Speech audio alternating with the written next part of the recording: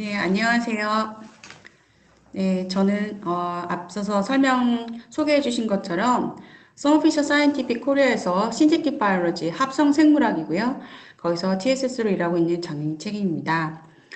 오늘 발표할 드린 제목은 이제 앞서 설명을 주신 것처럼 성공적인 우리가 크리스퍼 카스나 유전자 편집을 실험하기 위해서 어떤 기술을 사용하시면 좋을지에 대해서 설명을 드리도록 하겠습니다.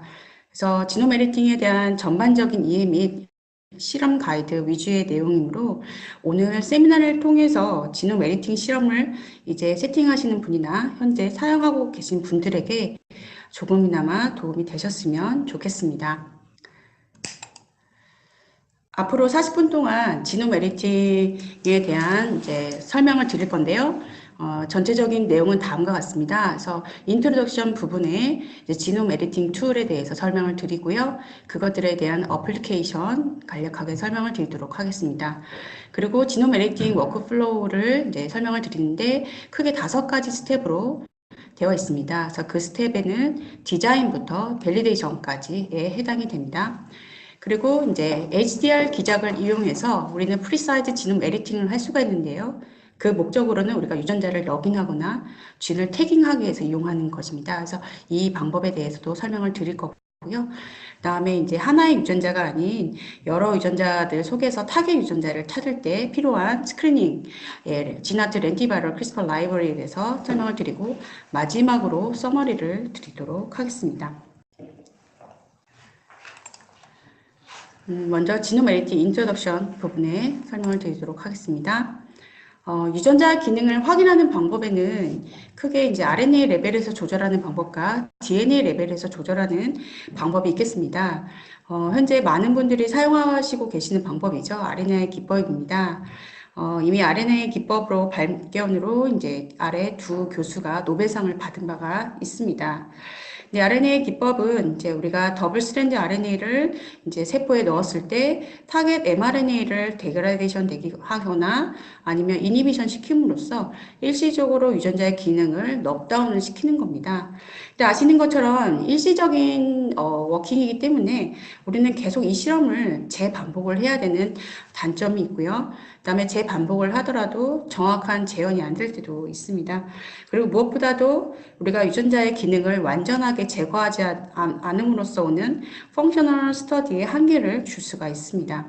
하지만 DNA 레벨에서 이것을 편집을 하게 되면 퍼머넌트한 체인지를 유도할 수가 있고요.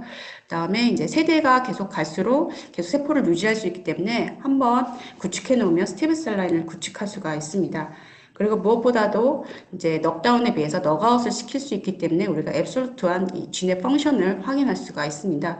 그래서 오늘은 이제 진 엔지니어링 에디팅에 해당하는 크리스퍼와 탈렌에 대해서 설명을 드리도록 하겠습니다. 어플리케이션에 대해서 간단하게 설명을 드리도록 하겠습니다. 그래서 시퀀싱 기술의 발전으로 우리는 다양한 유전자 정보를 데이터를 축적해 왔습니다. 그래서 왼쪽에 보시면 이제 마우스 애니멀 디지즈 모델인데요. 네, 특히 이제 마우스 이제 디지즈 모델링 같은 경우는 예전에 트레디셔널 방법으로 ESR 라인을 이용을 했었을 때는 우리가 수개월에서 수년까지 성공을 하지 못하는 경우도 많았고 시간이 오래 걸렸습니다. 하지만 지금 크리스퍼 카스9을 이용하게 되면 3, 4개월 안에 너가웃 마우스를 만들 수가 있고요. 그다음에 티슈 디지즈 엔지니어링이든가 스템셀 엔지니어링을 하실 수가 있는데요. 환자의 질병 모델을 만들 수 있거나 아니면 환자의 질병 모델을 다시 이제 와일드 타입으로 전환을 시켜서 실험을 할 수가 있습니다. 더 나아가 이 스템셀 같은 경우는 이제 오가노이드 컬처까지 가능 확장하여서 신약 후보 발굴이나 약물의 안정성 체크까지 할 수 있는 아주 가치 있는 실험들을 할 수가 있습니다. 그리고 진 세라피인데요. 이제 유전자 결함을 이제 그 근원에서 고치는 방법인데요. 바이러스를 사용해서 주로 사용하게 되는데 이 현재는 크리스퍼 카스9 같은 지노 에디팅 툴을 이용해서 진 세라피에 응용이 되고 있습니다.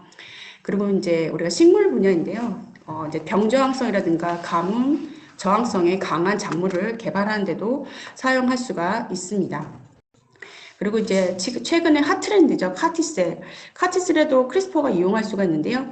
두 가지 접근을 할 수가 있겠습니다. 그래서 면역 거부 반응을 일으키는 유전자를 제거한다거나 아니면 체크포인트 이니비터를 제거하는 방법을 할 수가 있겠습니다. 그리고 이제 마지막으로 초셀 엔지니어링인데 바이오 프로덕션 부분입니다. 주로 사용되는 초셀에서 이제 GS 같은 유전자를 너가탐으로써 이제 기능을 좀 더 펑셔널 스터디를 할 수 있고, 그다음에 너긴을 통해서 스테ム 라인을 이제 구축할 수가 있습니다. 그래서 다양한 이제 어플리케이션이 가능한 상황입니다. 그러면 우리가 지놈 에디팅은 왜 하는 걸까요? 예, 단순히 하게 말씀을 드리면 어떤 유전자를 에딩을 하거나 교체하거나 없애기 위해서 하는 겁니다. 이들은 모두 우리가 원하는 유전자 타겟에 새로운 유전자를 넣어서 기능을 확인하거나 아니면 아예 리무빙을 시켜서 이 유전자가 없었을 때 어떤 펑션을 할 수 있는지 확인할 수가 있습니다. 그리고 이제 유전적 결함을 갖고 있는 유전자들에서 이제 편집을 하거나 이제 교정을 할 수 있는 것이 우리의 그 지놈 에디팅의 큰 목표라고 할 수가 있겠습니다. 그러면 지놈 에디팅 테크놀로지에 대해서 설명을 드리도록 하겠습니다. 크게 네 가지의 기술이 있을 수가 있는데요. 좀 올드한 패션으로는 이제 메가뉴클레이즈라는 게 있습니다. 1980년대 후반에 발견되었어요. 그림에서 보시는 것처럼 다른 가위비보다 좀 큽니다. 그래서 부위가 좀 넓기 때문에 다른 가위에 비해서 이제 특이성을 높일 수는 있지만 유전체 내의 모든 서열을 대상으로 하기에는 좀 한계가 있습니다. 그래서 그렇게 나온 것이 이제 1세대 유전자가인 징크핑거, 2세대 탈렌, 3세대 크리스퍼 카스9이 있습니다. 그림에서 보시는 것처럼 징크핑거와 탈렌은 공통점이 있습니다. 뭐죠? 포크원이라는 가위를 쓴다는 것이고요. 그 다음에 DNA 바인딩하는 프로테인을 사용한다는 것입니다. 그래서 징크핑거 같은 경우는 이제 4개의 레프트 징크와 라이트 징크의 모듈을 가지고 실험을 하고요. 이들은 모두 DNA 스페시픽 바인딩 할 수 있는 모듈입니다. 거기에 이제 포크원이라는 뉴클레이즈를 덧붙여서 만든 가위입니다. 탈렌도 이제 레프트 탈렌, 라이트 탈렌과 포크원이라는 가위를 합쳐서 만든 가위입니다. 그래서 이들은 이제 페어로 작동을 하게 됩니다. 그 이유는 포크원이라는 가위는 호모다이머를 이루었을 때 자를 수 있기 때문입니다. 그래서 크리스퍼 카스9은 이제 3세대 가위인데요. 아시는 것처럼 1세대, 2세대에 비해서 훨씬 더 인기가 많습니다. 그 이유는 보시는 것처럼 우리가 원하는 타겟에 대한 싱글 가이드 RNA와 카스9 단백질만 이용하면 되기 때문입니다. 그래서 전 세대에 비해서 효율성도 높고 가격도 훨씬 저렴하기 때문에 연구자들 입장에서는 훨씬 더 이용하기가 유리하다고 할 수가 있겠습니다. 그에 반면에 이제 앞 세대에 비해서 이제 하나의 싱글 가이드 RNA로 작동하기다 보니까 오프 타겟은 좀 더 탈렌이 좀 더 유리할 수가 있겠습니다. 그래서 오늘은 이제 크리스퍼 카스9에 대해서 주로 설명을 드릴 예정이고요. 저희 마지막 후반부에는 탈렌에 대해서 한 번 더 설명을 드리도록 하겠습니다. 다들 아시겠지만 카스9 프로테인은 박테리아 이뮨 시스템에서 발견이 되었습니다. 그래서 발명은 아니고요. 이미 있는 시스템에서 우리가 발견을 해서 우리가 응용을 하고 있는 겁니다. 카스9 프로테인은 싱글 가이드 RNA와 컴플렉스를 이루면서 워킹을 합니다. 그래서 타겟을 자르게 되는데요. 카스 단백질은 박테리아 종에서 다양한 박테리아 종에서 존재하지만 그 중에서도 우리가 연구자들이 가장 많이 사용하고 있는 카스9는 스트랩토코커스 파이오지니스에서 유래된 단백질입니다. 이 카스9 같은 경우는 이제 지놈 에디팅 효과가 매우 좋게 알려져서 우리가 연구자들이 주로 사용하게 되었습니다. 이러한 카스9이 특정 타겟을 서열을 인지를 하고 자를 때에는 먼저 팸 시퀀스라는 것을 인지하게 됩니다. 그래서 팸 시퀀스라는 것은 NGG에 해당이 되고요. 여기서 AGG, CGG, GGG, TGG 모두를 말합니다. 카스9을 특정 서열로 데려가는 것은 이런 가이드 RNA입니다. 그래서 우리가 가이드 RNA는 타겟 스페시픽한 CrRNA와 그 다음에 트레이스 RNA로 구성이 되고요. 이들이 루프를 형성함으로써 하나의 싱글 가이드 RNA가 됩니다. 타겟 서열을 인지하는 것은 20베이스 페어의 CrRNA에 해당이 되며 우리는 이 부분을 디자인을 하면 됩니다. 그래서 카스9은 타겟에 바인딩을 하고요. 팸 시퀀스를 인지를 해서 그 옆에 세 번째 전에서 더블 스트랜드 브레이크를 일으키게 되는 것입니다. 지노 에디팅은 먼저 유전자 가위로 원하는 유전자의 두 가닥을 잘라내고요. 그 다음에 그것을 리페어하는 기작들로 인해서 우리가 실험을 진행이 되는데요. 그 중에는 이제 너가웃을 유도하는 NHEJ 작동, 리페어 기작하고, 그 다음에 HDR 기작, 넉인을 하기 위한 HDR 기작을 이용하게 되는데요. 우리가 너가웃을 한다는 것은 말 그대로 아예 유전자를, 기능을 없애는 것을 말하는 거고요. 넉인을 한다는 얘기는 우리가 어떤 SNP를 체인지를 한다거나 아니면 더 큰 유전자를 삽입함으로써 진 태깅을 하거나 스테이블하게 인테그레이션 시키는 개념으로 우리가 이해할 수가 있겠습니다. 앞서 설명을 드린 것처럼 너가웃과 넉인을 하기 위해서는 두 가지 리페어 기작이 발생된다고 말씀을 드렸는데요. 그 첫 번째는 논 호몰로거스 엔드 조이닝입니다. 그래서 앞 약자를 따서 NHEJ 기작이라고 부르고요. 이들은 NHEJ는 이제 그 DNA 더블 스트랜드를 잘랐을 때 이 NHEJ가 일어나면 그 절단부에서 약 50%의 그 돌연변이가 발생되는 오류가 발생이 되는 기작입니다. 그래서 인설션, 딜리션이 일어날 수가 있습니다. 그래서 우리가 보통 인델이라고 하는 거는 인설션과 딜리션의 앞자를 따서 말하는 겁니다. 그래서 우리가 타겟 DNA가 있고요. 이것이 카스9 RNP에 의해서 클리비지가 일어납니다.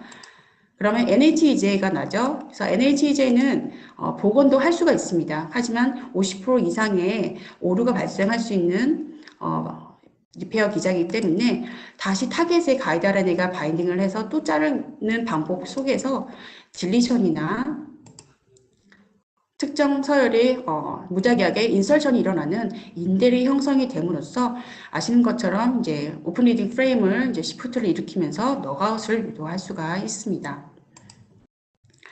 이제 우리는 HDR 기작을 이용해서 우리가 어떤 유전자를 정확하게 조정을 할 수가 있는데요. 먼저 RNP로 자르고 그다음에 우리가 동시에 도너 템플레이트를 같이 넣어줘야 우리가 HDR 기작을 유도할 수가 있습니다. 그래서 도너에는 우리가 에디트 사이트를 포함해서 레프트 호몰로지암과 라이트 호몰로지암을 넣게 되면 우리가 HDR 기작을 통해서 정확한 프리사이즈 모디피케이션이 가능합니다. 그래서 우리는 결국은 NHEJ와 HDR 기작을 이용해서 너가웃 또는 넉인을 할 수가 있습니다. 본격적으로 크리스퍼 카스9 시스템의 워크플로우에 대해서 설명을 드리도록 하겠습니다. 이제 5가지 과정이 필요하게 됩니다. 실험을 본격적으로 하기 위해서는 이제 가이드 RNA 디자인 하셔야 되고요. 그다음에 넉인을 하시겠다 그러면 도너 디자인까지 들어갑니다. 그리고 이 실험을 위해서 필요한 프라이머들을 디자인하는 단계가 필요하고요. 그다음에 에디트는 이제 가이드 RNA 더불어 이제 필요한 유전자 가이드입니다. 그래서 트루컷이라든가 탈렌이 해당이 되고요. 그다음에 이제 디자인도 잘했고 에디팅 툴도 잘 구매를 하셨습니다. 그러면 이제 세포에 잘 넣어야죠. 그래서 딜리버리 하는 단계입니다. 그리고 이제 잘 딜리버리를 하고 나서 어떻게 디텍션을 해야 되는지, 그리고 어떻게 밸리데이션을 할 건지 크게 5가지 과정이 필요합니다. 보시는 것처럼 각 스텝마다 하단에 저희 회사의 대표적인 제품군을 나열해 놨습니다.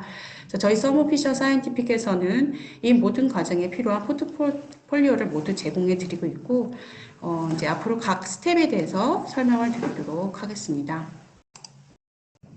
그래서 먼저 디자인하고 이제 에디트 부분인데요. 가이드 RNA는 이제 올리고를 주문하셔서 이제 합성 키트를 이용해서 만드셔도 되고요. 아니면 편리하게 이용하실 수 있는 저희 신제품인 트루가이드 시제틱 가이드 RNA 그냥 유전자 이름 검색으로 주문 가능하십니다. 그리고 도너 DNA를 이제 준비를 하셔야 될 부분에서는 이제 저희 유전자 합성 서비스를 받으시면 좀 더 수월하게 도너 DNA를 만드실 수가 있습니다. 그리고 이제 트루컷 카스9 프로테인 또는 이제 탈렌이 준비를 하시면 되고요. 그다음에 이제 때에 따라서 이제 태깅을 하고 싶다 하시면 이제 트루텍 도너 DNA 키트를 사용하시면 됩니다. 가이드 RNA를 이제 먼저 디자인을 하셔야 되는데요. 앞서 설명을 드린 것처럼 카스9은 팸 시퀀스를 인지를 하잖아요. 그래서 우리가 팸 시퀀스를 스캐닝하는 방법이 1순위입니다. 그래서 웬만한 이제 그 바이오 인포메틱스를 통해서 가이드 RNA 디자이너들이 많이 있는데요. 저희 홈페이지에서도 이제 휴먼과 마우스에 대해서는 쉽게 디자인이 가능하십니다. 그래서 선택을 하실 때는 3, 4개 정도 가이드 RNA를 캔디데이트를 잡아서 이제 실험을 하시기를 권장드립니다. 그래서 3, 4개를 디자인하셔서 시도하신 후에 제일 효율이 좋은 디자인을 선발을 하셔야 됩니다. 그래서 팸 시퀀스 이렇게 센스, 안티센스 모든 양쪽 가닥에서 디자인 가능하고요. 중요한 것은 이제 간혹 이제 헷갈리시는 분들이 있는데요. 팸 시퀀스는 NGG는 우리 가이드 RNA 디자인에 속하지 않습니다. 그래서 우리가 가이드 RNA 디자인은 20베이스 페어에 이제 새롭게 디자인하는 부분이고요. 팸 시퀀스는 이제 에서 세 번째 앞에 이제 카스9이 자르게 됩니다. 이렇게 보시면 팸 시퀀스가 상당히 많을 수도 있고요. 없을 수도 있습니다. 이때 우리가 랭킹을 정해야 됩니다. 어떻게 랭킹을 정할 수 있을까요? 보시면 이제 오프 타겟이라는 것을 고려해야 됩니다. 오프 타겟이라는 것은 온 타겟의 반대말인데요. 온 타겟은 내가 원하는 타겟이고요. 오프 타겟은 내가 원하지 않는 타겟이라고 보시면 됩니다. 약 20베이스표밖에 되지 않기 때문에 휴먼 유전자에서 비슷한 서열이 존재할 수가 있습니다. 그곳에 가서 바인딩하여 자르지 않을 확률을 줄이는 것이 오프 타겟을 최소화한다라는 의미입니다. 크리스퍼 타겟의 가이드 RNA는 이제 2가지 리전으로 바뀔 수가 있는데요. 시드 리전과 논 시드 리전으로 구분할 수가 있습니다. 말 그대로 시드 리전이라는 것은 우리가 서열 가이드 RNA가 지노믹 DNA 바인딩할 때 중요한 지역입니다. 시드 리전에서의 호몰로지가 높으면 바인딩 확률이 높습니다. 그래서 내가 찾은 가이드 RNA 디자인이 우리가 디자인할 때 이제 포텐셜 오프 타겟을 알 수가 있는데요. 그 포텐셜 오프 타겟의 시드 리전에 이제 이런 동그라미는 미스매치를 말하는데요. 그 미스매치 리전이 시드 리전에 3, 4개 정도 존재하는 오프 타겟이라면 이 가이드 RNA 디자인은 내 타겟만 자를 확률이 높습니다. 그래서 결론적으로 오프 타겟을 고려하셔야 되고요. 시드 리전이 매우 중요하며 다른 포텐셜 오프 타겟을 여기 이 지역에 3, 4개 정도의 미스매치가 있는 가이드 RNA를 선택하시는 것을 권장해 드립니다. 최근에 플라스미드가 아닌 카스9 RNP를 사용하라는 추천을 많이 받으실 텐데요. 왜 그럴까요? 그 이유는 이 그림을 보시면 알 수가 있습니다. DNA가 우리가 플라스미드를 넣게 되면 트랜스펙션을 하시고 이 세포 핵으로 들어가서 트랜스크립션이 일어나고 나와서 다시 트랜슬레이션이 일어나고요. 그것이 다시 카스9과 mRNA, 카스 가이드 RNA가 컴플렉스를 이루어서 다시 핵으로 들어가게 됩니다. 그에 반면에 우리가 카스9 프로테인과 가이드 RNA를 넣으면 이 밖에서 우리가 컴플렉스를 만들 수가 있고요. 그다음에 이 세포에 넣어서 카스9의 그 핵으로 가는 시그널을 이제 추가를 주로 하게 되는데요. 추가하기 때문에 이제 핵으로 바로 전달이 가능합니다. 그래서 핵으로 들어가서 바로 지놈 에디팅을 일으킬 수가 있는데요. 보시는 것처럼 DNA는 이런 모든 과정이 일어나야 되는 반면에 카스9 RNP는 다이렉트하게 핵에 넣을 수 있기 때문에 지놈 에디팅 효과를 높일 수가 있습니다. 그리고 이제 오프 타겟에 대해 봤을 때도 카스9 프로테인 같은 경우는 이제 72시간 정도 되면 세포 내에서 데그라데이션 되기 때문에 지노 에디팅 효과는 높이지만 오프 타겟 효과는 최소화할 수 있기 때문에 우리가 플라스미드보다는 카스9 RNP를 사용하시는 것을 적극적으로 추천해 드리고 있습니다. 이것은 이제 저희가 앞에 말씀드렸던 카스9 RNP하고 그다음에 플라스미드를 진짜 실험적으로 데이터를 이제 만든 겁니다. 그래서 햅G2와 이제 THP1 셀에서 저희 크리스팔 맥스 리어전트와 신세틱 가이드 RNA와 트루커 카스9 프로테인을 가지고 지놈 에디팅 효과를 이 3가지 유전자에 대해서 확인을 해보았는데요. 빨간 바가 이제 우리가 카스9 프로테인이고요. 회색 바가 플라스입니다. 그래서 확연하게 이 차이를 보실 수가 있죠. 특히 THP1 셀들 실험해 보신 분들 아시겠지만 트랜스펙션 잘 일어나지 않습니다. 이 어려운 셀에서도 이런 트루컷 프로테인 이용하시면 90%에 가까운 지노 에디팅 효과 보실 수가 있습니다. 그래서 어려운 세포를 하시더라도 플라스미드는 거의 0%에 가까운데요. 플라스미드를 사용하지 마시고요. 카스나인 RNP 사용하시면 됩니다. 그래서 실험 면에서 스피드를 올릴 수가 있고요. 이피션시 올릴 수 있고 스페시피서티 올릴 수가 있습니다. 더 좋은 장점이 있습니다. 이뮤 리스판스를 최소화시킬 수 있습니다. 그럼으로써 셀 바이빌리티에 전혀 영향을 주지 않기 때문에 플라스미드를 사용하시는 것보다 카스나인 RNP 사용하시기를 권장해 드립니다. 이런 신테틱 가이드 RNA 주문하는 방법 간단히 설명을 드리도록 하겠습니다. 서머피셔 사이언티픽 홈페이지에서 통합 검색어로 유전자 이름만 검색하시면 해당하는 가이드 RNA 서치해서 주문을 하실 수가 있고요. 만약에 논문에서 알려진 서열이나 좀 이렇게 알려진 서열을 가지고 신테틱 가이드라인에 합성하고 싶으시다면 커스텀 오더로 유전자 이름 쓰시고 그 다음에 폼에 선택하시고 서열을 넣으셔서 바로 주문 가능하십니다. 그리고 실험을 처음으로 세팅하시는 경우라면 저는 파지티브 컨트롤과 네거티브 컨트롤 함께 세팅하시기를 권장해 드립니다. 그래서 휴먼과 마우스 이런 파지티브 컨트롤이 있고요. 이제 8, 90%까지 타겟 이피션시를 갖고 있기 때문에 사이드 바이 사이드로 실험하시기에 매우 효율적인 것으로 여기고요. 역시 네거티브 컨트롤 중요합니다. 그래서 논문에 기재하기 위해서는 우리가 sRNA 하시는 분들 스크램블 많이 사용하시죠. 그래서 네거티브 컨트롤 같이 사용하시면 좋은 세팅을 하실 수가 있습니다.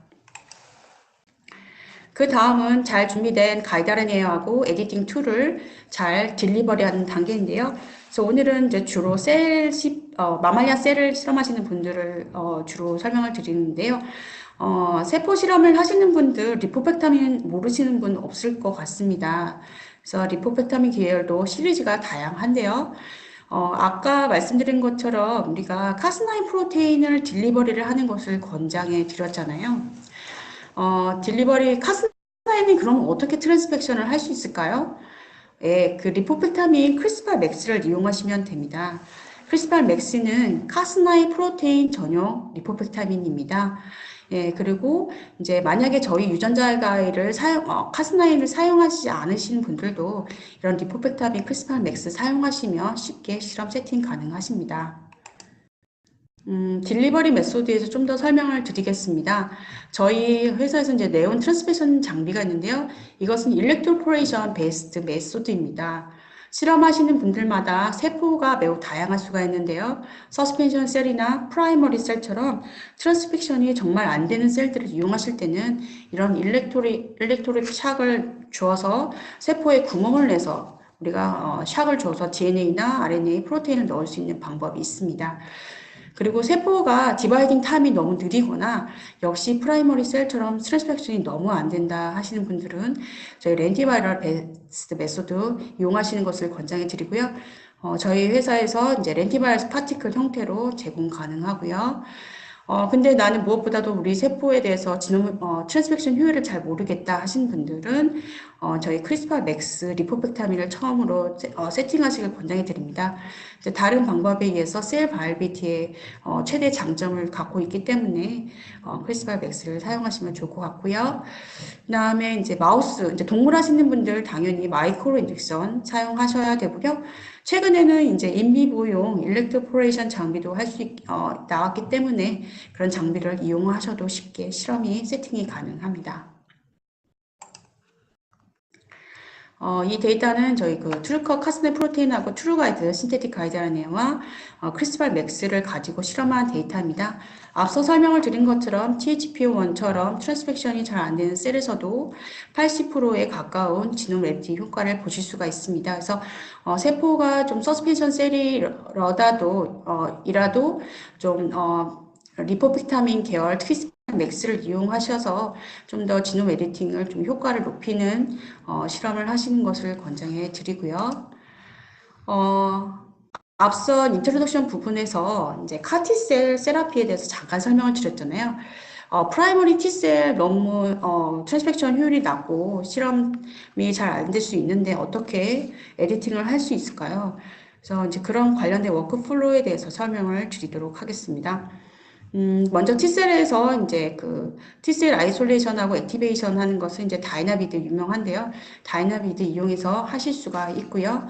24시간 뒤에 이제 트루커 카스나인과 트루가이드 가이드 RNA, 그다음에 네온 트랜스펙션 장비를 이용하시고요. 트랜스펙션 하신 후에 48시간 뒤에 이제 NGS나 플로우 사이토로미터를 이용해서 지놈 에디팅, 인대 효과를 확인을 하시면 됩니다. 이 데이터는 실제로 TCR 리셉터 알파와 베타 유전자를 대상으로 프라이머리 T셀에서 지놈 에디팅 효과를 확인한 결과입니다. NGS 결과를 보시면 TCR 리셉터 알파와 베타 모두 80% 이상의 효율을 보일 수 있었고요.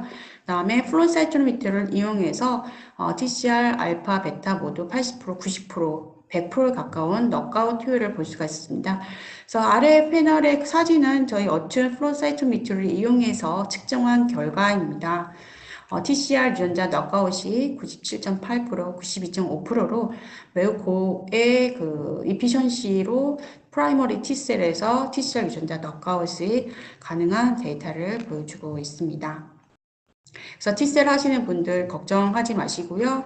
이런 그 툴을 이용해서 쉽게 실험을 세팅하실 수가 있습니다.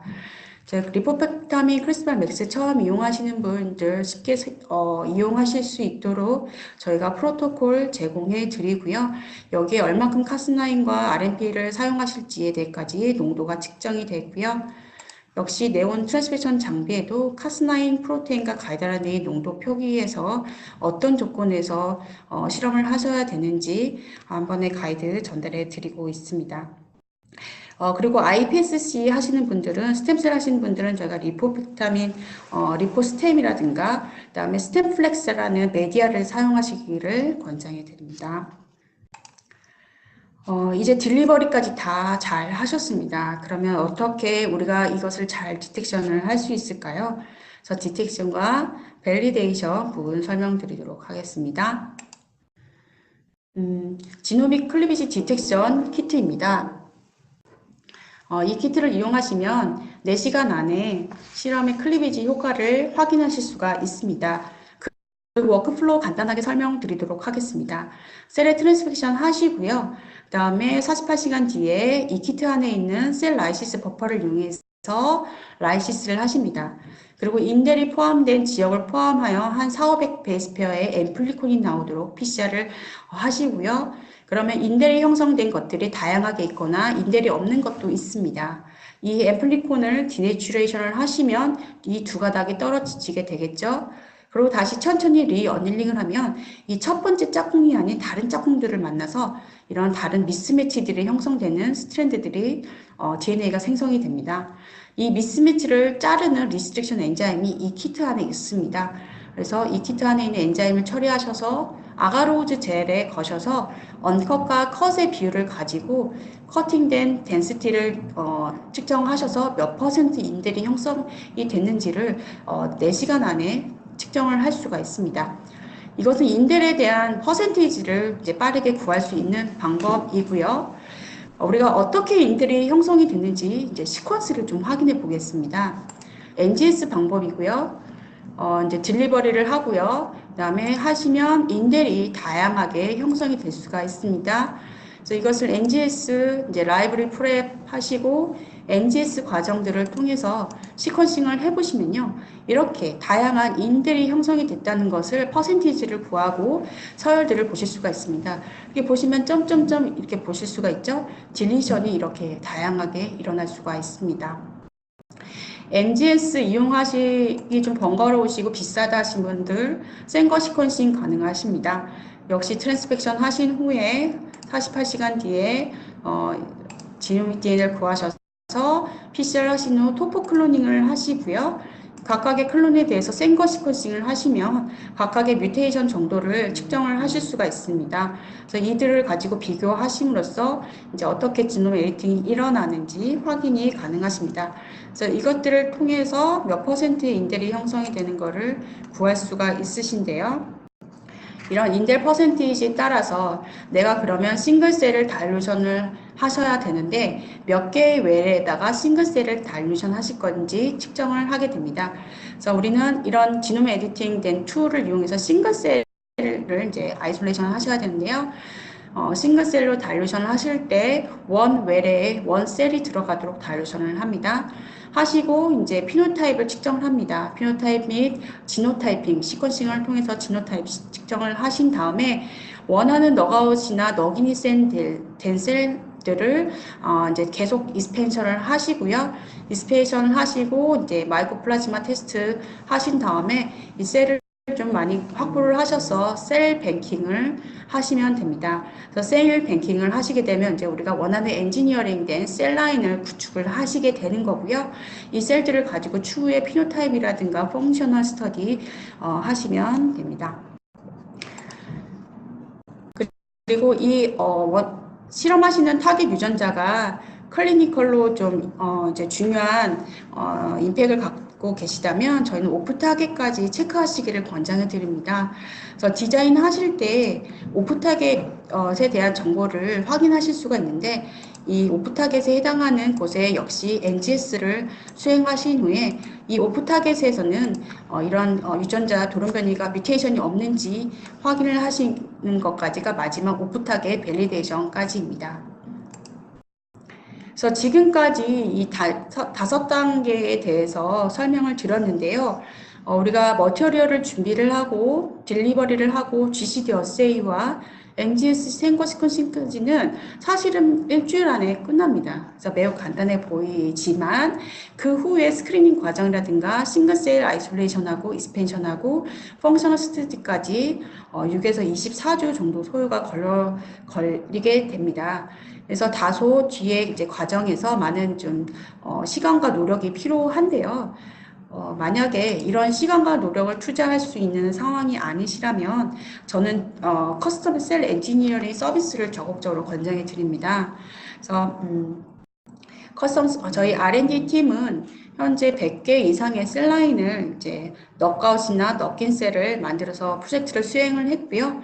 그다음에 스탠다드 셀을 포함해서 프라이머리 셀, 스템 셀, 그다음에 초셀 같은 바이오 프로덕션 셀라인에서 모두 실험을 수행한 바가 있습니다. 지금까지 이제 디자인부터 밸리데이션까지 워크플로우에 대해서 주로 설명을 드렸고요. 선생님들께서 가장 힘들어하시는 부분이 이제 너긴에 대해서 설명을 드리도록 하겠습니다. 우리가 HDR 기장을 이용해서 너긴을 할 수 있다고 했잖아요. 그래서 너긴을 SNP 체인지나 진 태깅을 하는 방법들의 설명을 드리도록 하겠습니다. 우리가 클리비지를 하고요. 이때는 이제 도너 DNA가 필요합니다. 레프트 홈로지 암과 라이트 홈로지 암을 붙인 도너 DNA가 필요한데 우리가 보통 이제 SNP 체인지나 태그 인서션, 라지 인서션, 딜리션을 유도하게 해서 우리가 HDR 기장을 이용하고요. 여기 도너 DNA는 내가 편집하고자 하는 DNA 서열을 포함으로 약 기점으로 이 레프트 암과 라이트 홈로지 암을 추가해서 우리가 도너 DNA를 만듭니다. 우리 R&D 팀에서 이제 이 너긴 효율을 높이는 과정을 옵티마이제이션 하기 위해서 2가지 셀라인을 만들어서 실험을 했습니다. 이런 수고를 하는 이유는 너긴과 너긴 효율이 매우 너가웃 비해서 떨어지기 때문이고요. 우리가 이제 GFP 유전자에서 6개 빨간색으로 표시된 뉴클리오타이드가 딜리션된 GFP를 트랜스펙션한 셀이 있습니다. 여기에 6개의 뉴클리오타이드를 다시 인서션 시킴으로써 이 GFP가 리커버리 되는 효율을 측정하면서 그러면 어느 조건에서 우리가 너긴 효율을 높일 수 있는지 실험을 진행했고요. 그 다음에 BFP를 GFP로 스닙 체인지죠. 원베이스 페어 체인지를 통해서 우리가 어떤 조건에서 스닙 체인지 효과를 높일 수 있는지 실험을 해보았습니다. 결론적으로 DNA, 도너 DNA 포맷이고요. SNP에서 6개 베스페어를 체인지를 원하신다 그러면 도너 DNA는 그냥 싱글 스탠드 DNA 올리고를 사용하시면 되고요. 6개에서 30개 베스페어 정도까지는 에디팅 사이트를 포함한 파셜리 컴플리멘터리 DNA 듀플렉스를, 그다음에 30 베스페어 이상의 좀 더 큰 DNA를 인테그레이션 시키고 싶으시면 이제 더블 스탠드 DNA를 사용하시기를 권장해 드립니다. 그리고 무엇보다도 중요한 것은 내가 럭인하고자 하는 자리와 클리비지 되는 지역과의 거리입니다. 여기 왼쪽에 보시면 넣고자 하는 지역을 0이라고 우리가 지정을 하고요. 각각 잘리는 지역의 포지션에 이제 업스트림, 다운스트림으로 실험을 해보았습니다. 그래서 마이너스 34와 플러스 30까지 비교해 봤을 때 이 인델의 효과는 다양하다는 것을 보실 수가 있습니다. 그래서 저희는 보통 이제 인델의 효과를 보실 때 3, 4개 정도 가이드 RNA를 디자인하셔야 된다는 게 그 이유이고요. 그다음 오른쪽은 넉인 효율입니다. 넉인 효율을 보시면 이 GFP 리커버리 되는 효율이 마이너스 7에서 플러스 8까지가 좀 다소 높게 나오죠. 그래서 결국은 넣고자 하는 지역과 자르는 지역이 10배 스페어 이내여야 넉인 효과를 보실 수가 있다는 뜻입니다. 그리고 주목할 것이 있는데요. 플러스 3입니다. 플러스 3은 다소 넉인 효율이 낮죠. 왼쪽에 보시면 인델 효과도 낮습니다. 그래서 원하는 넉인을 효율을 높이기 위해서는 이 클리비지에 대한 효과도 높아야 될 뿐더러 이 가이드 RNA 디자인이 넉인 사이트에서 10배 스페어 이내여야 하는 두 가지의 조건을 충족시켜야 합니다. 이 데이터는 이제 NCBI SNP 데이터베이스에서 추출해서 약 질병 관련 SNP가 5만 개의 기반으로 저희가 실험을 이제 필터링을 좀 걸어봤는데요. 그러면 질병 관련된 SNP에서 우리가 얼만큼 크리스퍼 디자인을 할 수 있는지 좀 확인을 해보았습니다. 그래서 두 가지 필터를 걸었고요. 앞서 말씀드린 것처럼 팸 시퀀스로부터 이제 SNP로부터 5배 스페어 이내인 지역을 필터링을 했고요. 그 다음에 인델 효과도 좋아야 되잖아요. 그래서 자르는 효율, 우리가 스코어를 80% 이상을 뒀을 때 인델의 효과가 좋다고 하는데 이 80% 이상의 스코어를 갖고 있는 애들 필터를 걸어 보았습니다.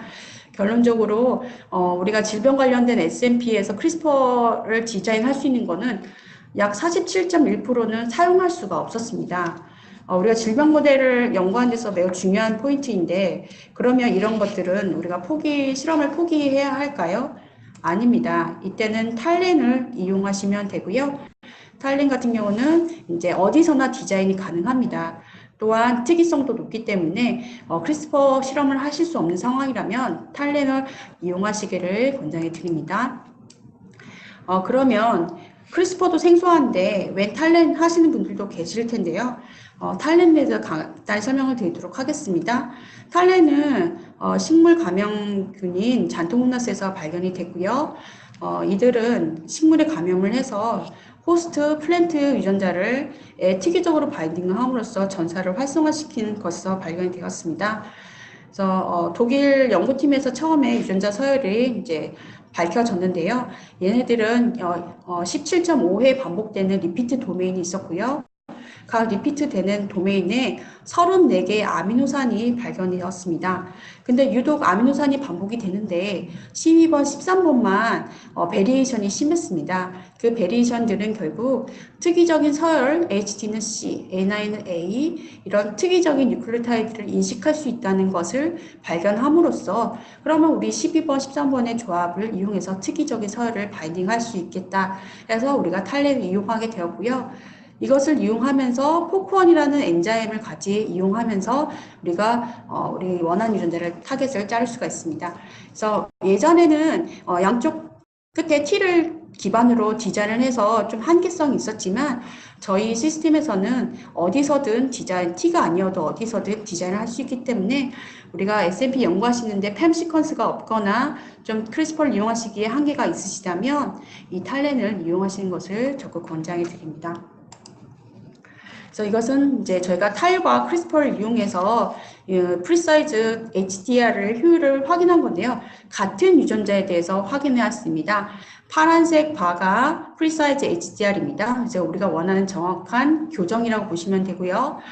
역시 보시는 것처럼 탈렌이 크리스퍼보다 이 HDR 기적에는 좀 더 유리하게 작동하는 것을 보실 수가 있고요.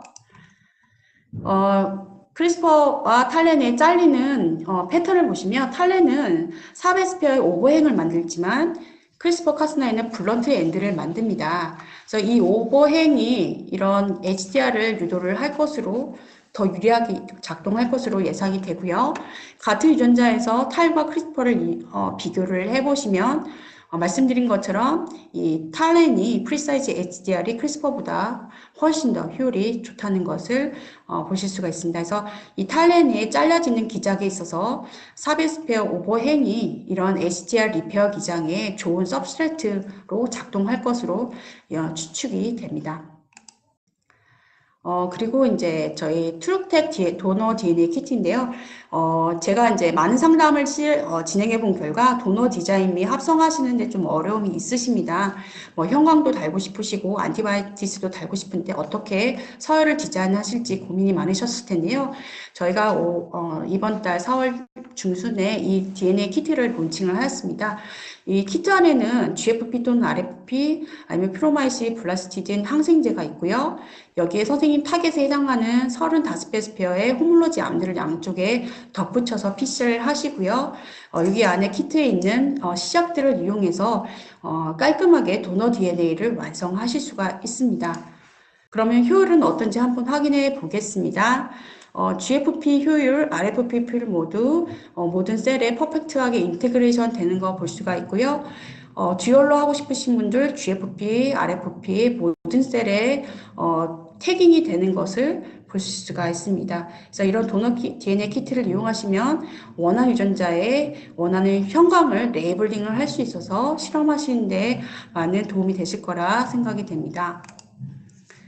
그래서 이제 서머리를 드리면 이제 너가웃 하실 때는 크리스퍼를, 스몰 체인지는 탈렌을, 그다음에 미디엄 투 라진 너긴 같은 경우는 크리스퍼 또는 탈렌, 그리고 트루태그 이용하시면 됩니다. 그리고 이제 렌티바이럴 크리스퍼 라이브러리 설명을 드리도록 하겠습니다. 이제 하나의 타겟이 아닌 여러 타겟에서 스크리닝 하실 필요가 있으실 때가 있는데요. 특히 새로운 드럭 개발하실 때 이 드럭의 약효점을 찾고 타겟 유전자를 찾는 것은 필수입니다. 그렇기 때문에 하나의 타겟이 아닌 여러 타겟 중에 스크리닝하는 작업이 꼭 필요한데요. 저희는 이제 렌티 어레이 시스템과 풀드 시스템이 있습니다.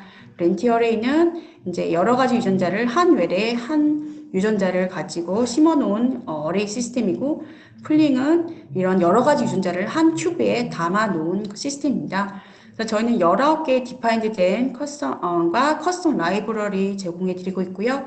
보통 이제 뭐 카이네즈라든가 GPCR 하시는 분들, 아니면 드럭업을 지놈을 연구하시는 분들, 아니면 홀 지놈에서 원하시는 분들, 이런 라이브러리를 구매하시면 하나하나 구매하시는 것보다 훨씬 더 저렴하게 이용하실 수가 있습니다. 저희 렌티바이럴 라이브러리 시스템은 렌티바이러스 시스템입니다. 보시는 것처럼 셀에 시딩을 하시고 카스나이 렌티바이러스와 이제 가이드라인의 렌티바이러스를 하셔서 항생제 셀렉션 하신 후에 GCD 키트를 이용해 보시면 오른쪽에 이제 퍼센티지를 그래프로 만드는 건데요. 거의 90% 100%의 효율을 갖고 있는 이런 가이드 RNA로 디자인되어 있는 라이브러리입니다.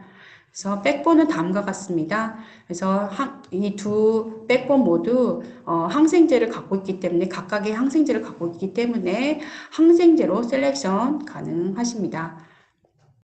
그리고 만약에 라이브러리가 아닌 그냥 하나의 유전자에 대해서 렌티바이러스를 이용하고 싶으시다면 제가 이 백본을 가지고 실험을 진행하기 때문에 같은 효과를 보실 수가 있습니다. 그리고 MOI 계산하실 때 좀 어려우시다면 저희가 GFP가 태깅된 파지티브 컨트롤, 네거티브 컨트롤 모두 사용 가능하십니다. 이 논문은 저희가 뉴욕대학교랑 콜라보레이션을 하면서 이제 퍼블리시한 논문인데요. 이 연구팀은 이제 MRT라는 튜머, 이제 2세 미만의 어린아이한테 일어나는 튜머인데요. 그 튜머에 이제 새로운 그런 신약을 개발하려고 하는 과정 속에서 저희 카이니지 라이브러리를 이용해서 스크리닝을 해보았습니다. 그 결과 PLK4라는 타겟을 찾을 수 있었고요. PLK4를 넉아웃을 시키게 되면 이제 콜로니 형성이 현저히 줄어드는 것을 볼 수가 있었습니다. 이 스크리닝 실험을 통해서 PLK4를 찾았고 더 나아가서 마우스 지노그래피 모델을 사용하였습니다. 그래서 마우스에 이제 암을 이식해서 제노그래피 마우스를 만들었고요. 여기에 이제 PLK 타겟에 대한 이니비터를 처리를 해보았습니다. 그래서 해보았더니 튜머 사이즈가 훨씬 더 줄어들었고요. 이 PLK 너카웃 이니비터를 처리한 마우스는 더 그렇지 않은 거에 비해서 더 오랫동안 살 수가 있었습니다. 이것은 이제 크리스퍼 라이브러리 스크린을 통해서 이 질병에 대한 잠재적인 새로운 표적 치료를 발견해내고 이것의 이니비터를 이제 성공적으로 동물 모델까지 성공시켰고요. 현재 이제 이 환자에 대한 돌파구를 찾기 위해서 빠른 속도로 임상 시험으로 옮겨가고 있습니다. 네, 지금까지 이제 전체적인 워크플로우와 너긴에 대해서 설명을 드렸고, 그다음에 라이브러리 설명을 드렸습니다. 이제 서머리 간단히 설명을 드리면요. 셀 엔지니어링을 위해서는 디자인부터 밸리데이션 과정이 필요하고요. 그다음에 저희가 이제 디피컬트한 셀들에는 저희 툴가이드, 스태틱 가이드라는 툴컵 카스나이 프로테인 버전 2 이용하시면 좋은 효과 보실 수가 있습니다. 그리고 팸 시퀀스가 없을 경우에는 저희가 탈레를 이용해서 너긴을 하시길 권장해 드리고요. 형광을 이용해서 우리가 셀렉션 하시거나 태깅을 하고 싶으시다 그러면 이제 트루텍 도너 DNA 키트 이용하시면 빠르게 100% 가까운 인테그레이션 효과 보실 수가 있고요. 마지막으로 드럭 연구하시는 분들 타겟 모르시고 있을 때 스크린이 필요하시다면 크리스퍼 가이드라인의 라이브러리를 이용하시면 됩니다. 예, 그래서 시간 관계상 제가 더 많은 부분을 설명을 드리지 못한 점이 있지만 이 세미나가 아니어도 더 문의사항이 있으시면 저에게 연락을 주시고요. 이 세미나가 실험하시는 데 많은 도움이 되셨으면 좋겠습니다. 네, 여기까지 저희 발표를 들어주셔서 매우 감사합니다.